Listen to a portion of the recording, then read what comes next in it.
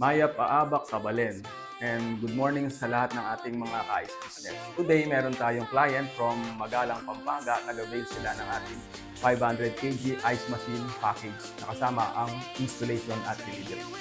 Tara, i-check natin ang kanilang unit.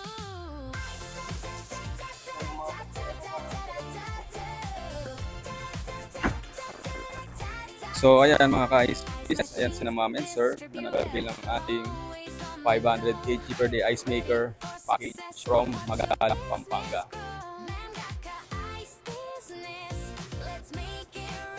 So dito tayo ngayon mga ka-ice business sa testing area at sinecheck na ang unit ng ating client from Magalang, Pampanga. Ito ang head unit ng 500 kilos per day ice maker. So ilang minutes na lang mag-ice falling na ito. So tingnan naman natin yung package na kasama or mga inclusion sa kanyang package. So itong water purification system, later on ipiprepare na rin yung AVR, impulse sealer, tsaka mga ice bags. So updated na ang ating bagong water purification system na 400 gallons per day.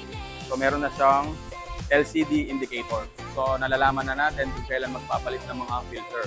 Then with regards sa mga filter, available ito sa ating Shopee store, Innovation Machine Store.